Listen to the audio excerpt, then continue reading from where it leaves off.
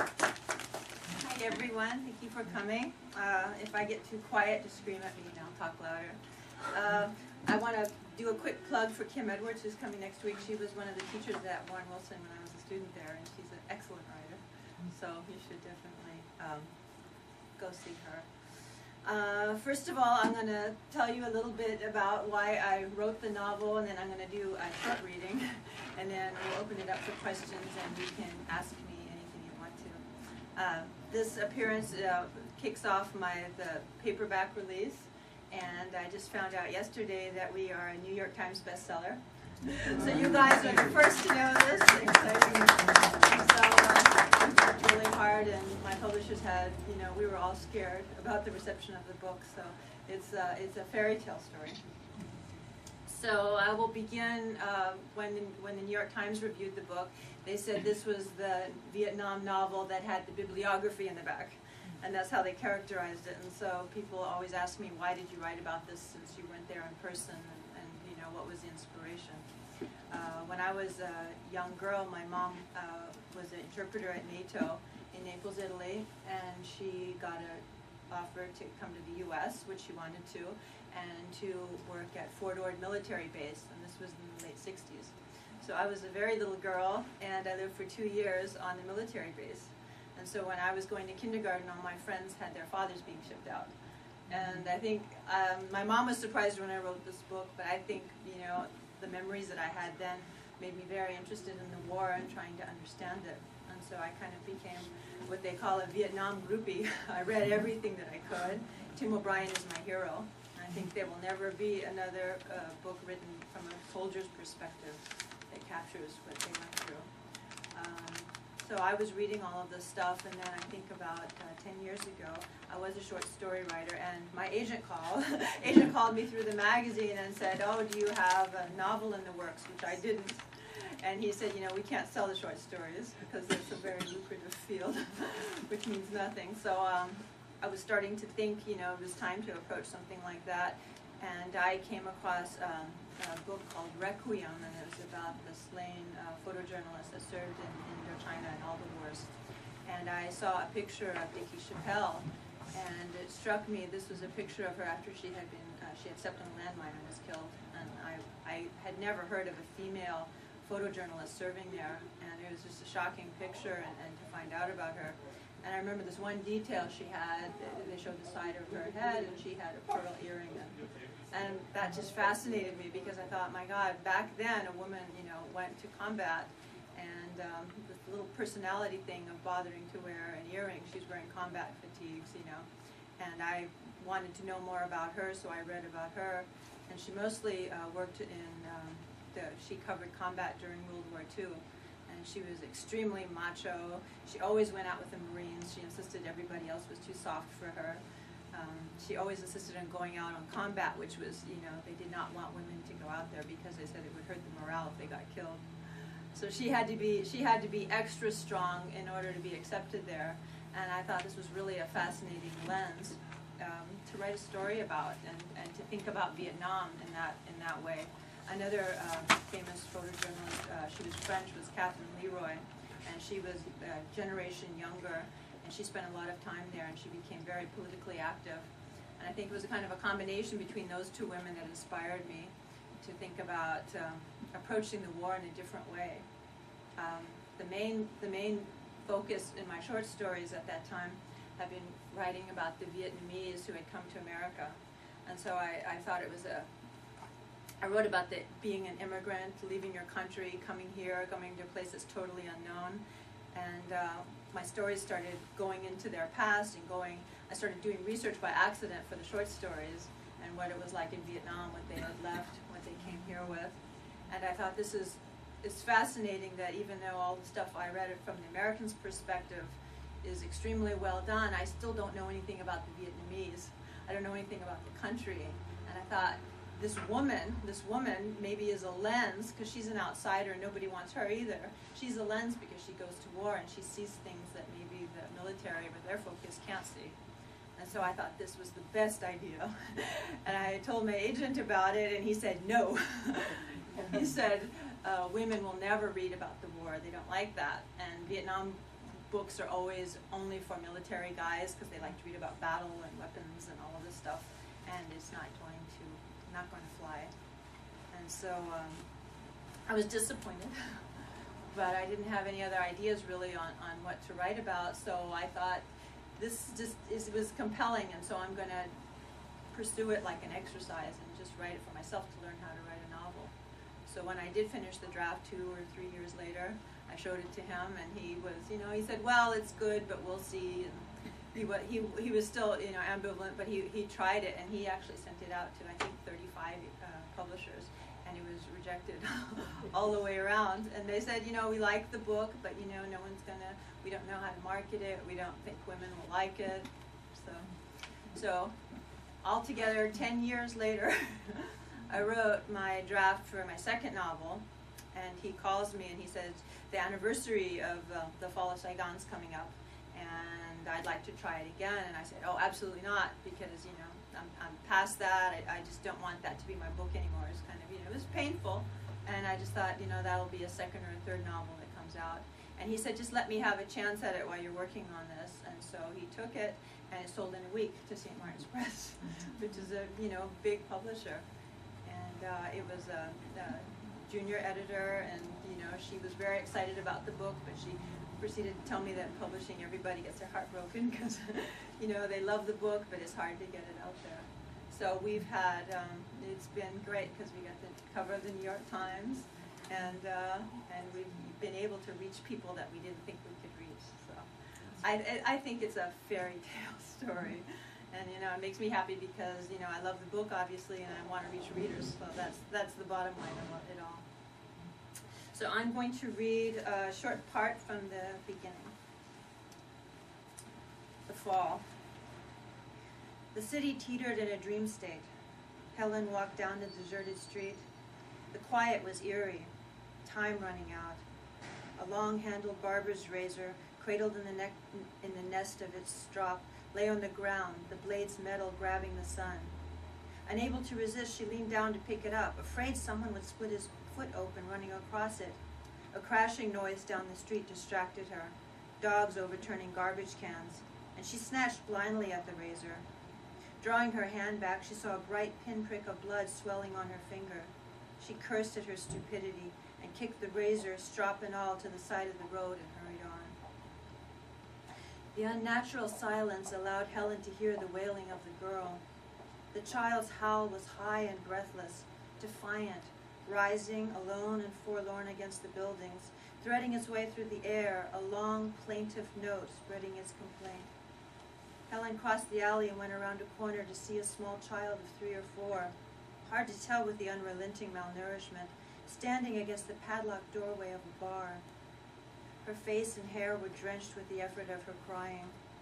She wore a dirty yellow cotton shirt, sizes too large, bottom bare, no shoes. Dirt circled between her toes. The pitiful scene begged a photo. Helen hesitated, hoping an adult would come out of a doorway to rescue the child. She had only days or hours left in country.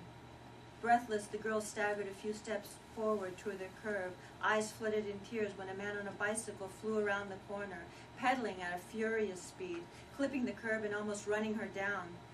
Helen lurched forward without thinking, grabbed the girl's arm and pulled her back, speaking quickly in fluent Vietnamese. "Little girl, where is Mama?" The child hardly looked at her, the small body racked with sobs. Helen's throat constricted. A mistake stopping. A pact made to herself that at this late she wouldn't get involved. The street rolled away in each direction, empty. No woman approached them. Tired, Helen knelt down so that she was at eye level to the child. In a headlong lunge, the girl wrapped both arms around Helen's neck. Her cries quieted to soft cooing. "What's your name, honey?" No answer. "Should I take you home?" "Home, to Mama? Where do you live?" Rested, the girl began to sob again with more energy, fresh tears. No good deed goes unpunished. The camera bag pulled, heavy and bulky. As she held the girl walking up and down the street to flag attention, it knocked against her hip. She slipped the shoulder strap off and set it on the ground, all the while talking to herself under her breath. What are you doing? What are you doing? What are you doing? The child was surprisingly heavy, although Helen could feel ribs and the sharp, pinion-like bones of shoulder blades. The legs that wrapped around vice-like around Helen's waist were sticky, the strong scent of urine filling her nostrils. A stab of impatience. I've got to go, sweetie. Where's Mama? She bounced the girl to quiet her and paced back and forth. Her mind wasn't clear. Why was she losing her precious hours involving herself now when she had passed hundreds of desperate children before? But she had heard this one's cries so clearly. A sign? A sign she was losing it was more like it, Linh was saying. A young woman hurried across the intersection, glanced at Helen and the child, then looked away. The orphanage was overflowing. Should she take the girl home with her? Once they abandoned this corner, she would be Helen's responsibility. Could she take her out of country with Linh? What had she been thinking to stop? Was it a trap? By whom? Was it a test? By what? Helen stroked the girl's hair, irritated. She had a heart-shaped face, ears like perfect small shells. A bath and a nice dressing would make her quite lovely. 15 minutes passed.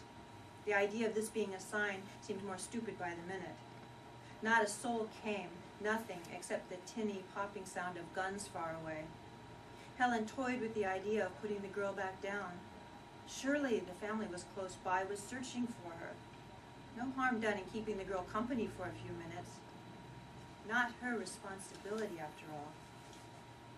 When she began to kneel to deposit her back on the ground, the girl's arms tightened to a chokehold around her neck, and Helen, resigned, strained back up. All wrong, a terrible mistake, a proof that she was failing. Linh would be worrying by now, might even try to go out and find her. Helen bent and fished for the strap of her camera bag, putting it on the other shoulder to balance the weight. Maybe it was a sign, insane, but what else could she do but take the child with her? Halfway down the street, a woman's voice yelled from behind them. Helen turned to see a plain moon-faced woman with thin, cracked lips stride toward them. "Are you her mother?" Helen asked, guilt welling up. "I wasn't trying to take her." The woman yanked the girl out of Helen's arms, eyes pinched hard. The girl whimpered as the mother swatted her on the leg and scolded her. "She couldn't tell me where she lived," Helen said. But the mother had already turned without another glance and stalked away. The girl looked over the mother's shoulder, dark eyes expressionless. In a few more steps, they disappeared around the corner. For the briefest moment, Helen felt wronged, missed the weight on her hip and the sticky legs. Then the feeling was gone. How had the mother been so neglectful anyway? It rankled that she had not been thanked or even acknowledged for her effort.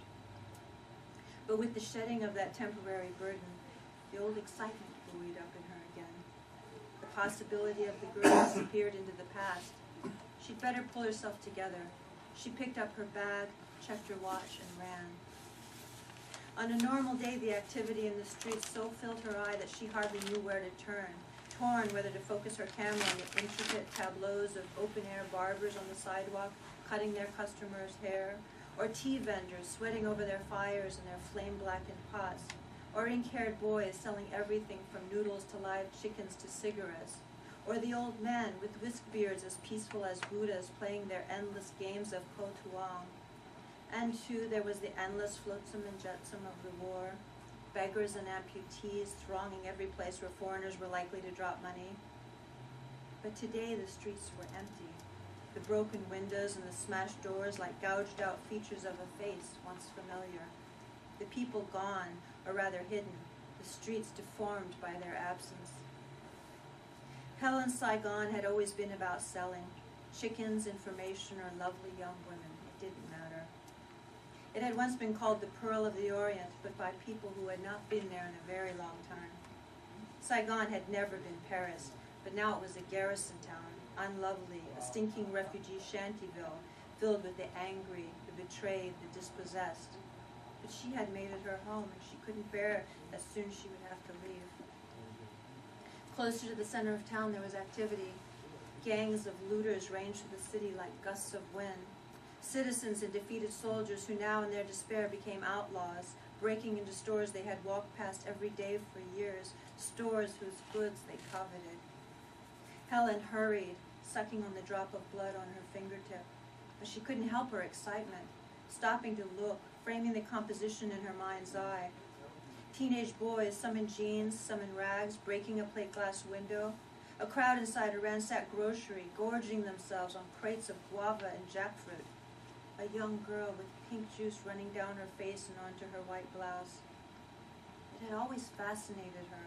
What happens when things break down? What are the basic units of life? Hours late.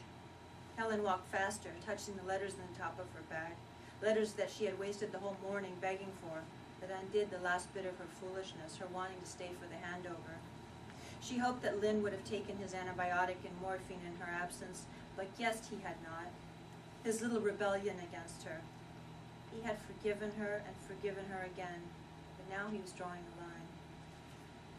At the Central Market, unable to stop herself, she held up the camera to her eye, shooting off a quick series. A group of men arguing, then carrying away sacks of polished rice, bowls of cloth, electric fans, transistor radios, televisions, tape players, wristwatches, and carton after carton of French cognac and American cigarettes. She was so broke that she could have used a few of the watches herself to resell stateside.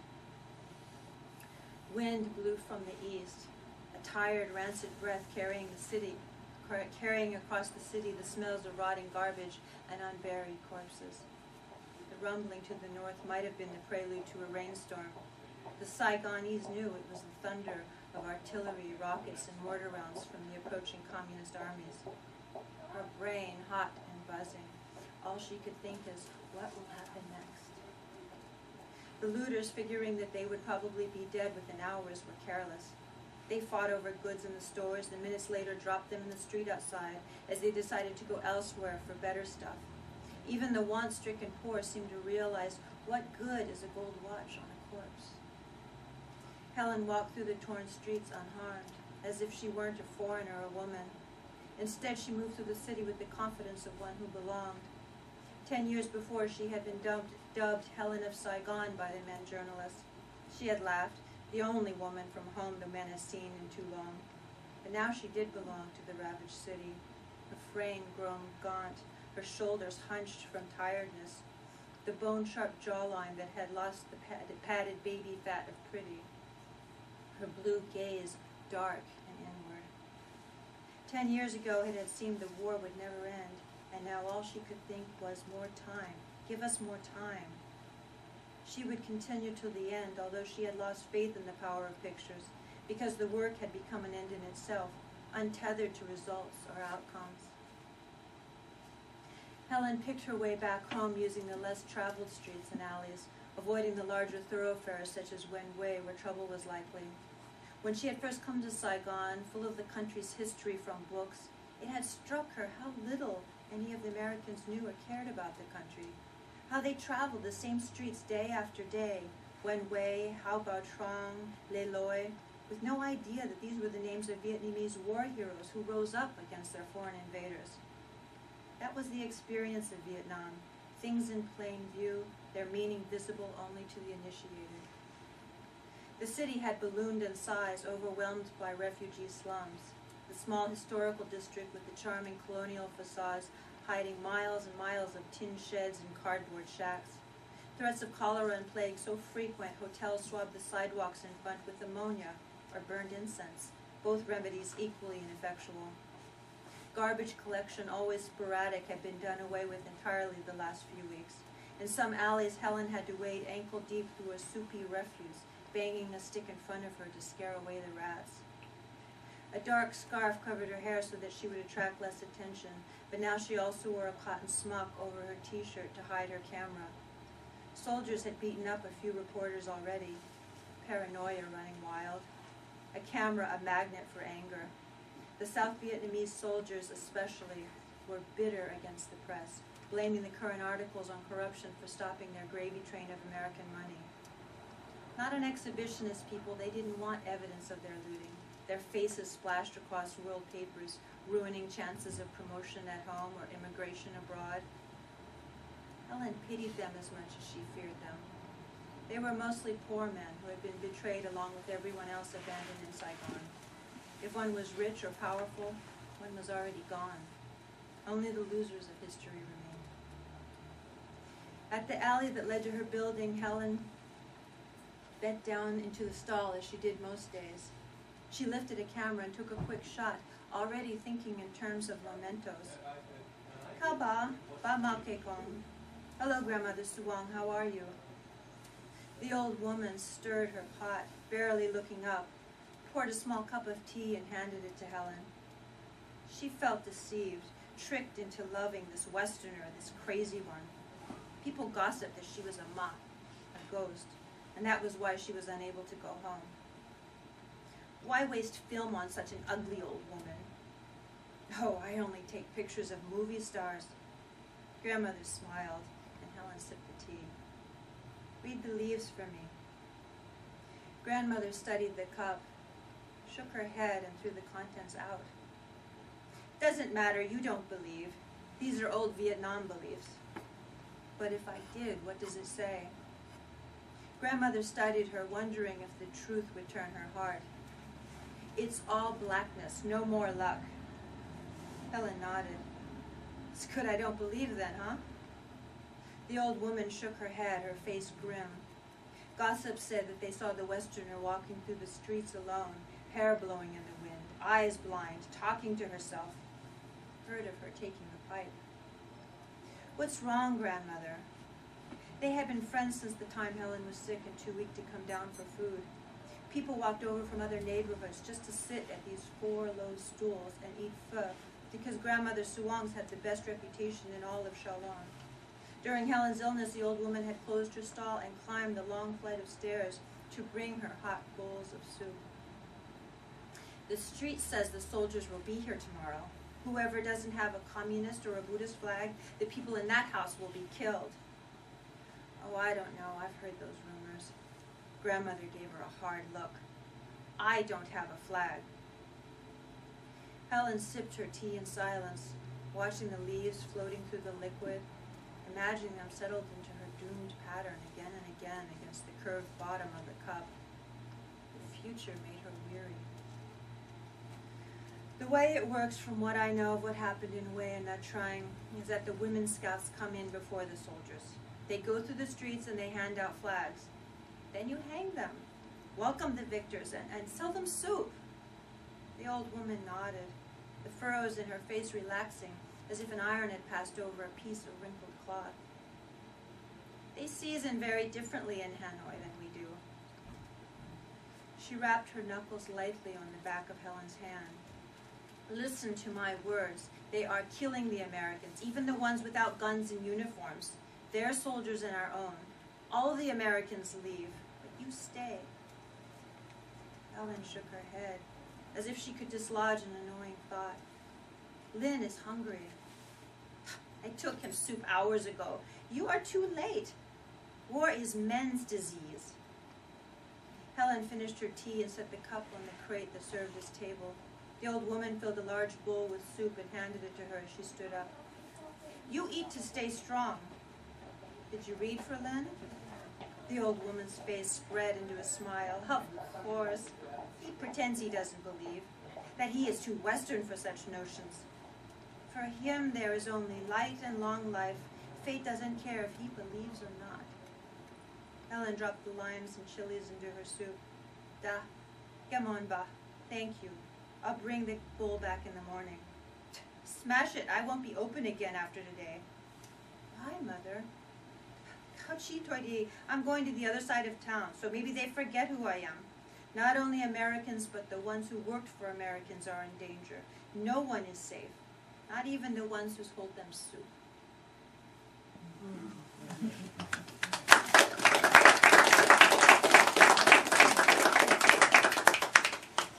So I would love to answer any questions about anything you'd like to ask me.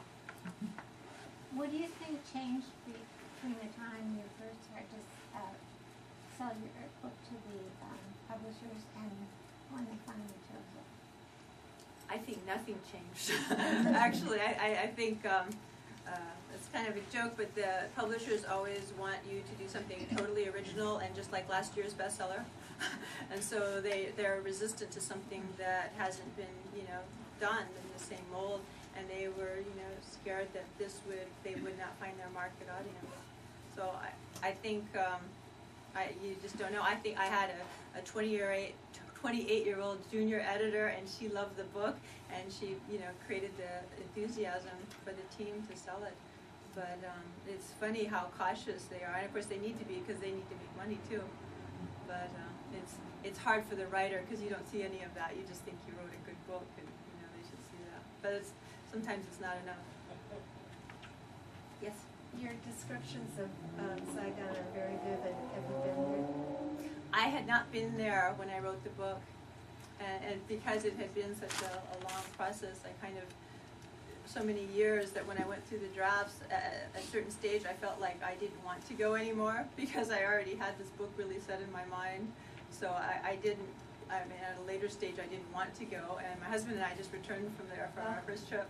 And it was fabulous because I was thinking of all the stuff that was in my mind and that I'd imagined, and so I was experiencing everything. But of course the country is a very different place than I'm writing about because, that's during wartime and a long time ago, and it is a quickly modernizing country now. But there are enough things that made it really great for me. Yes? What is the present political attitude of the government towards the United States now in Vietnam? I spent a year there as a junior officer, 68 to 69, and I found the people very interesting and very courteous, and it was really a phenomenal experience for me to be in a foreign country and trying to do good in a very idealistic way. Well, that's a whole story in itself, but I was just wondering what you feel about the present situation there. Is the country receptive to investments and factories and things like that, or are they more rural and more agricultural? I think the interesting thing for me and why I wrote about the immigrants that live here is because so many of the Vietnamese that I met love America, and they love our culture, and they're very they like our culture. They just didn't like our politics. So I was a little leery. I was thinking, they have to be bitter against Americans. But everybody I've heard that had been there before said they're the most warm and wonderful people, and that's exactly what we found. And it's kind of like they've just swept all of that in the past. Obviously, it's a communist government, and so they have lots of regulation. But our guide loved to give us all the dirt on everything, like starting a business and everything. And it seems that they're trying to embrace, they have one of the quickest growing economies in Southeast Asia now. And so they have so many businesses opening, and in Saigon, you'll obviously there is the poverty, and you can't avoid that. But you also see a lot of Mercedes and Rolls Royces driving around, and people are making fortunes now. So that government has opened up enough that they want investment. And I'm not sure if that's foreign dollars or local dollars. They're actually, I found obviously I'm writing about South Vietnam, and I kind of lost this feeling of closeness. I kind of had this deja vu sense when I was in the South, and when I went to the North, it kind of flipped into just being a tourist. And it was very huge Chinese influence because it's so close to the Chinese border, and we saw huge companies being built out there. And it was just amazing, multinational companies, and huge employee pools, and they all have their motor scooters, like thousands of them lined up. So I think they're being very receptive. So I think even in another 10 years, you won't recognize the changes. But it's fabulous when you think of all the suffering that happened after the war and the hardships that they had. So. Thank you. Yeah. I don't know if it would help, but I was there a few summers ago, and what we were told by our guide was about 70% of the population is roughly like 32 and under. And there's very little, cultural recollection of what we would think of Vietnam War. It's just this one event that was surrounded by turmoil on either end. So everywhere we went, little kids would run up to us. And, if we were in villages, they'd come up and say their 3 or 4 words in English and just stare at us. And we felt really welcomed everywhere. It is kind of strange because even there it feels very historical now. I mean, because half the population is under 30, you almost have to go to their parents or grandparents to hear the stories. I think our guide was born after the war, so 72 or 75, I don't remember exactly. But he talked about the huge famines they had and food shortages and huge suffering when he was a little boy. And now it's a whole other world. And they're absolutely not interested in going in the past, which, I mean, there's a benefit to that. Thank you. I was actually struck by something in the, just the decision you made to start the novel where you started it, and I'm, starting at the end point, as it were. When did you? I mean, why did you make that decision? I guess would be the question. I changed parts of the novel a lot. We actually chopped out 150 pages because I kind of kept on going because all of the time to keep on writing. But the beginning was always there, exactly as it is now.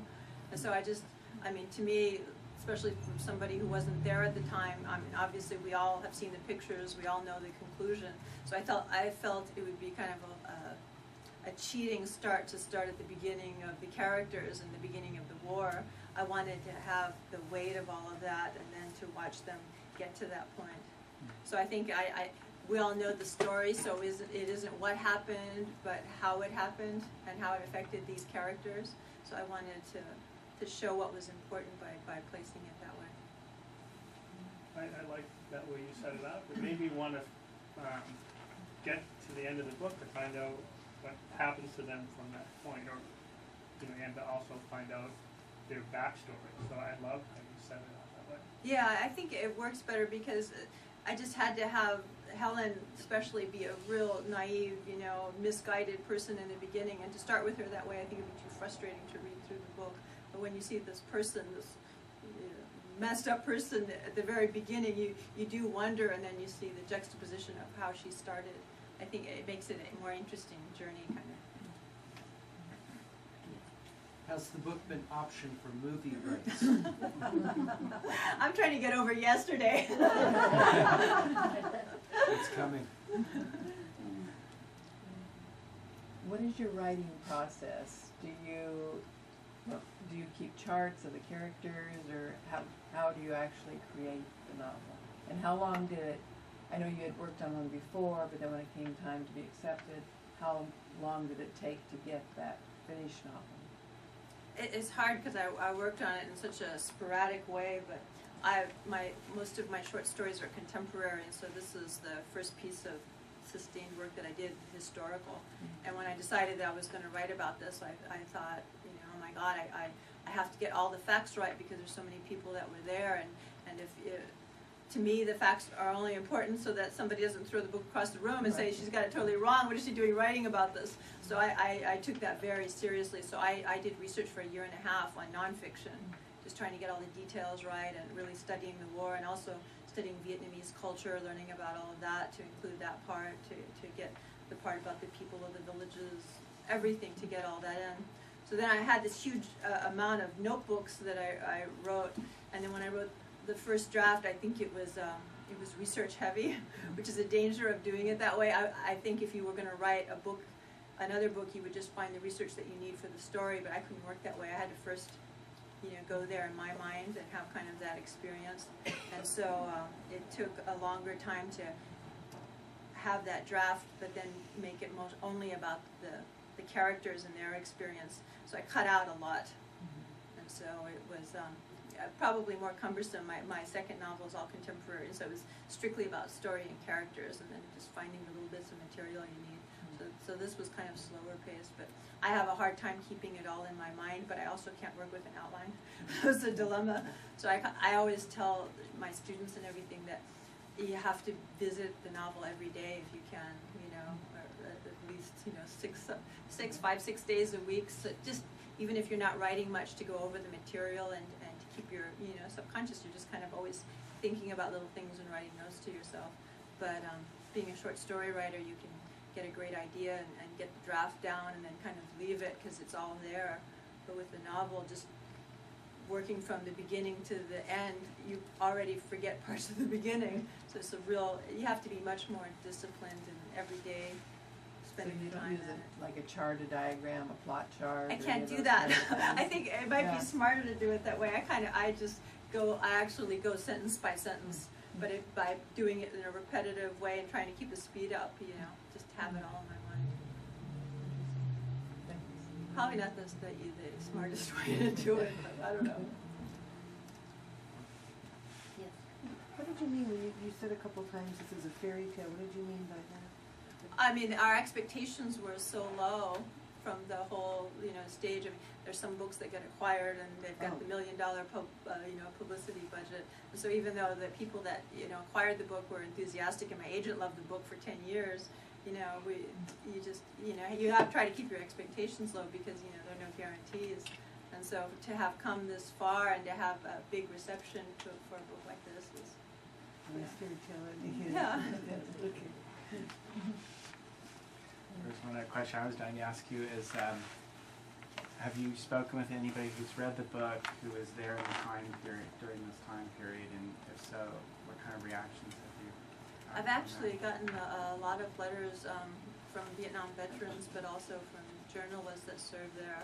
And one of the letters that struck me the most was a journalist who served in Bosnia. And he said, reading this, he said, I can't read about anything where I was there because it's too painful, but I thought I could read about this because, this was in the past. And he said, and yet this was everything that I had gone through. And he said, I couldn't process it. And he said, it just really, he just thanked me. He said, thank you for taking me on this because it makes me understand my own experience more. And so in a way, of course, it's about Vietnam, but it's also about just the experience of the different wars and what people, go through to live through them, and especially the journalists.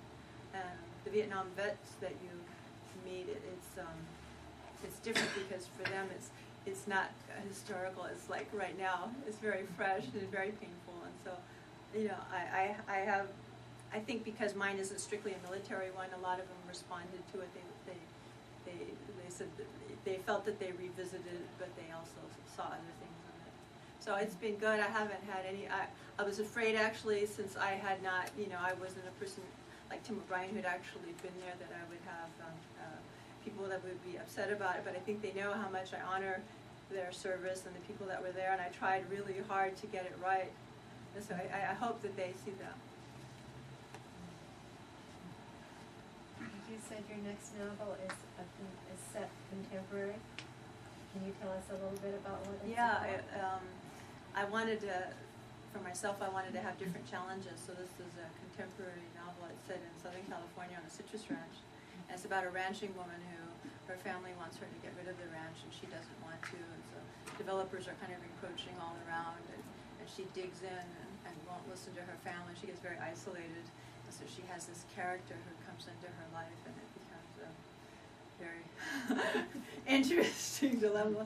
And we sold it in November, so with the same publisher, so it'll be coming out in 2012. So that's the next one. Didn't take as long this time, thank God. I'm too old. I can't live that long. Have you chosen a title yet for the second one? It's still tentative. I think we're going to call it the wilding tree. A wilding plant is a root plant that goes into a garden and it destroys what you build. It's like a bad plant.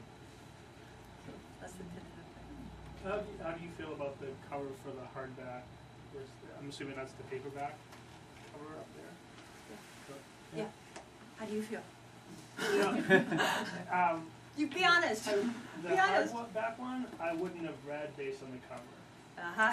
I only read it because I heard of it and I was really keen on Vietnam, having been there recently, and then having, I don't know what they call the front piece with the writing on it, Yeah. and it hooked me. But otherwise, I looked at it and I was like, oh, this looks like too much material. Guys wrote to me and said I read the book, but I had to throw the cover away because I was too embarrassed to be seen reading the book. And I knew we had a problem. And this goes back to why they rejected it so many times, because they thought women wouldn't like it. And they said, well, so since you have relationships here, we're gonna emphasize the romance and the woman aspect. And I was not happy about it, but I was a first-time writer, which means you have no power at all. And so because we did fairly well with the hardback, I said, look, I go out and I talk to people, and the men hate the book. So that's a lot of people that you're, alienating right there. And plus, I think it would be good to emphasize something else. I think this is too romantic.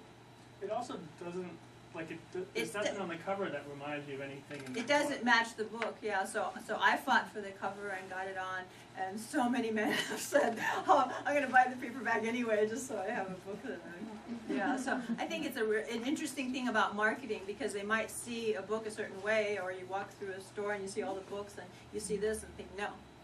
Yeah. So it's very important, and I'm very happy with the change. Okay, where do you teach? I teach online classes at Gotham Writers Workshop, but my schedule's kind of gone crazy, so I've quit teaching for now. But I always teach part-time because some people do it brilliantly, but for me it's really hard to write at the same time. I kind of use both sides, and I find I can't write at all when I'm teaching, and so. Any conclusions? Did you discuss conclusions in any part of the book from your research? By conclusions, I mean, what lessons did we learn or not learn there in Vietnam that are applicable to our future relations with countries around the world? I started writing the book in 2000, so we weren't in any foreign conflict, so it was really a historical kind of thing. And then as history starts to unfold, you find all these kind of very similar things happening, and it seems like it's cyclical and we're making the same mistakes. Part of one of the many reasons that you want to write a book is that I really wanted people to finish this and have a sense of Vietnam and of the people and all that. And that's one of the things that is not so much in other books, so this was my area that I could explore. And I think it's interesting, just statistics, doing numbers. We had 58,000 soldiers that died during the war. Another 9,000 committed suicide in the 5 years after the war. So it shows you what the toll was on the soldiers. So I'm a military person, so I'm not ever anti-military. So we paid a horrible toll for that war, and for a war that made no sense, I think, to the people that went there. But the Vietnamese had 1.5 million soldiers die, and they had 4 million civilians die. So their country was absolutely devastated. Everybody lost a family. Their culture was destroyed.